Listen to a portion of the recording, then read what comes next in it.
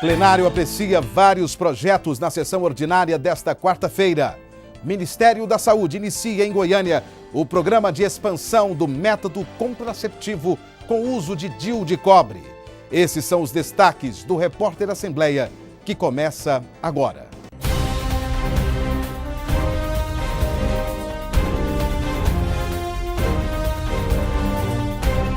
Olá! Na sessão ordinária desta quarta-feira, o plenário deliberou sobre alguns projetos que estavam na ordem do dia. Entre os processos, o de autoria do deputado Luiz César Bueno, do PT, que institui o Dia Estadual de Conscientização e Orientação sobre o Câncer de Estômago, que segue agora para a segunda fase de discussão e votação. Confira outros destaques da sessão na reportagem de Bruna Mastrella. 17 matérias foram apreciadas na sessão ordinária desta quarta-feira. A maior parte delas recebeu parecer favorável da Comissão de Constituição, Justiça e Redação.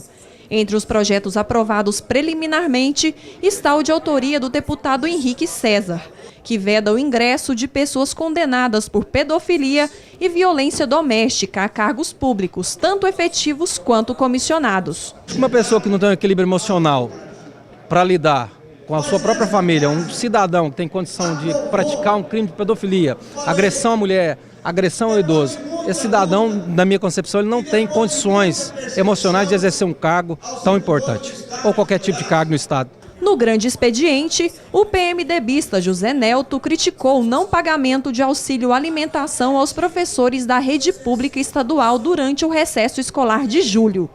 Ele argumenta que a lei que concedeu o benefício, aprovada pela Assembleia em junho deste ano, contraria o Estatuto e Plano de Cargos do Magistério Estadual. Além de ir ao Ministério Público, nós vamos prepararmos uma ação civil pública e pedindo que o dinheiro seja bloqueado no Tesouro Estadual para o pagamento do auxílio alimentação que não foi pago no mês de julho, que seja pago no mês de agosto.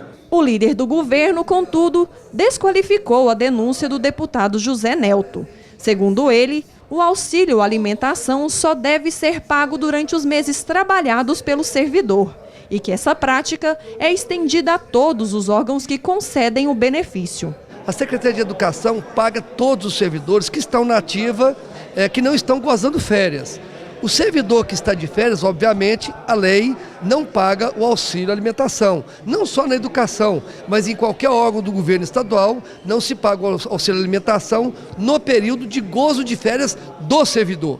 Fora isso, todos os outros servidores recebem o auxílio alimentação. Aqueles que estão, mesmo em julho, janeiro, dezembro, trabalhando, recebem o auxílio alimentação. Nada mais justo.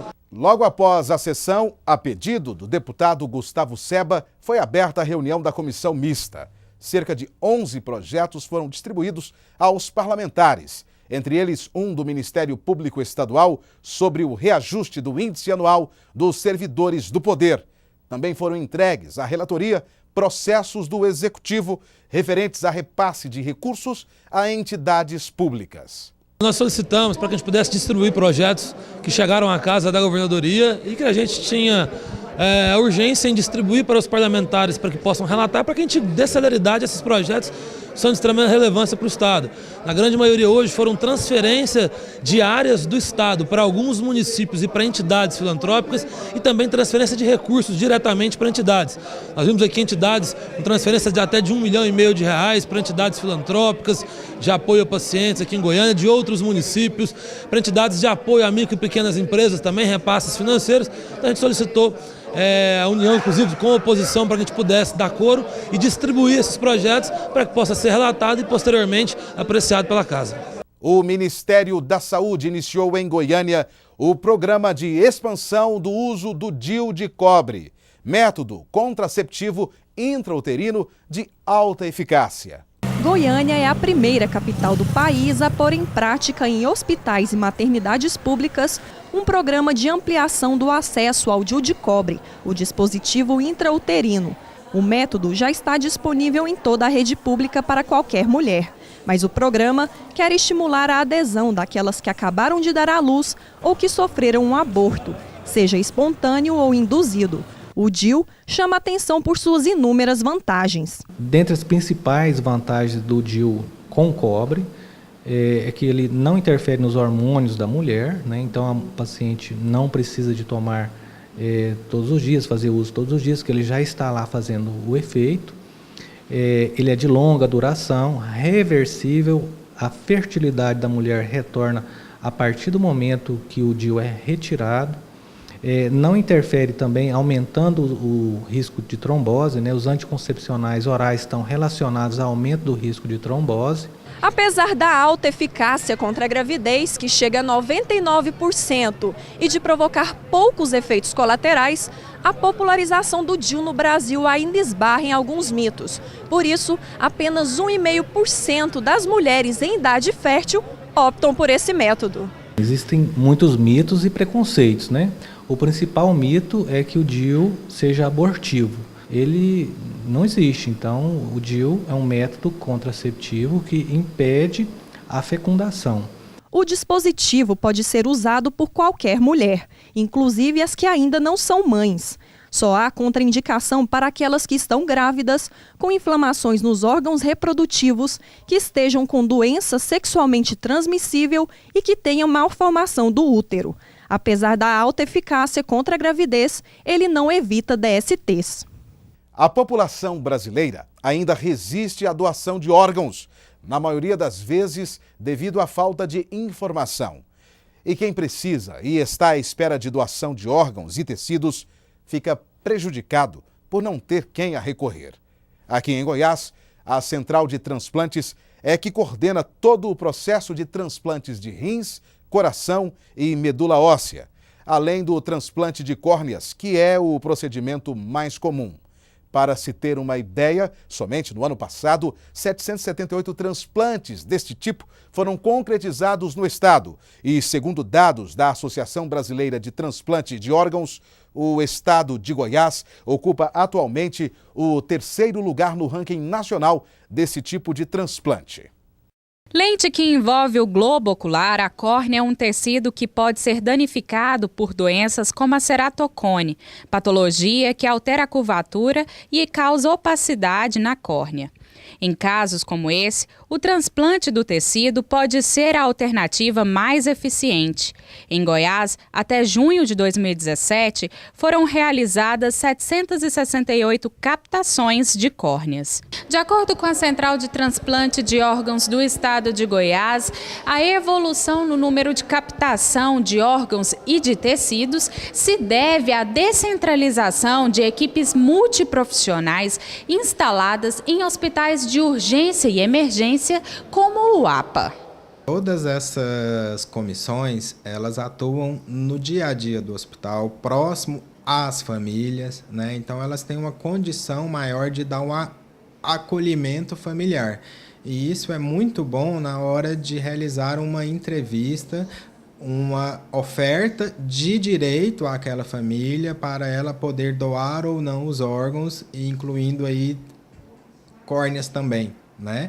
E isso facilita muito porque ela conhece, ela entende, ela vivenciou todo aquele momento em que o paciente, ela deu a entrada no hospital até a notificação do óbito. Criada no ano de 2015, a Comissão Intra-Hospitalar de Doação de Órgãos e Tecidos para Transplantes do Hospital de Aparecida de Goiânia registrou no primeiro semestre um aumento de 600% no número de doações de córneas. De acordo com a coordenadora do Serviço Social da unidade, a evolução está relacionada ao trabalho da equipe multiprofissional, que oferece, além do serviço médico, um preparo psicológico e social aos familiares, pautada em uma relação de conforto e confiança. A equipe que faz parte da CIDOT, que está dentro dessa área hoje, dentro da unidade, na Central de Transplante do Estado de Goiás, que trabalha com a doação de órgãos, ela se dedica de uma forma que ela vai além do profissional, né? Ela faz com que as coisas aconteçam, ela acredita, então a dedicação da pessoa que está por trás daquele profissional, ela é muito maior. Então, você capacitando ela para que ela consiga abordar na hora certa, conversar, acolher e seguir todo o processo é fundamental. E isso faz com que as famílias aceitem. Quando elas confiam no profissional e já existe um vínculo entre família, paciente e profissional, isso facilita o processo. E promove a recuperação da saúde de várias pessoas e a vida continua. Com certeza, porque na hora da morte, as pessoas estão em tal sofrimento, em situação de sofrimento, que elas não conseguem pensar do depois, né? E muitas vezes se torna num conforto para o familiar, saber que apesar da morte, do sofrimento que aquela família está passando, mas que tem outras pessoas que eles podem ajudar também. E se colocar no lugar do outro também, né? Porque da mesma forma que você está doando, você poderia estar na fila de espera aguardando alguém que fizesse essa doação para você. A Seção de Atividades Culturais da Assembleia Legislativa de Goiás promove esta semana, dentro do projeto Terça Cultural, a exposição de telas das artistas plásticas Maria Luzia Cavalhais e Elizabeth Almeida. A mostra está aberta à visitação do público no saguão principal do Palácio Alfredo Nasser. Uma exposição de encher os olhos. As peças retratam a natureza por meio de flores e animais.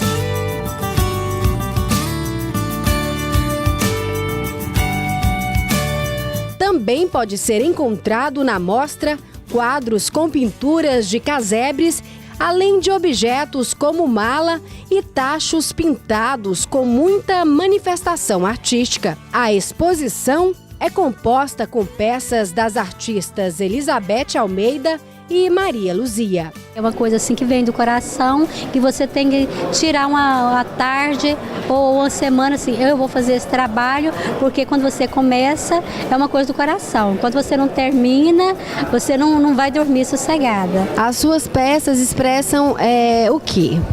Expressa muito a natureza e as coisas do passado, né? Que eu gosto muito assim de relembrar a minha infância, que era a casinha antiga, coisas mesmo que foram vividas por mim. A mostra faz parte do projeto Terça Cultural e tem por objetivo promover a cultura goiana.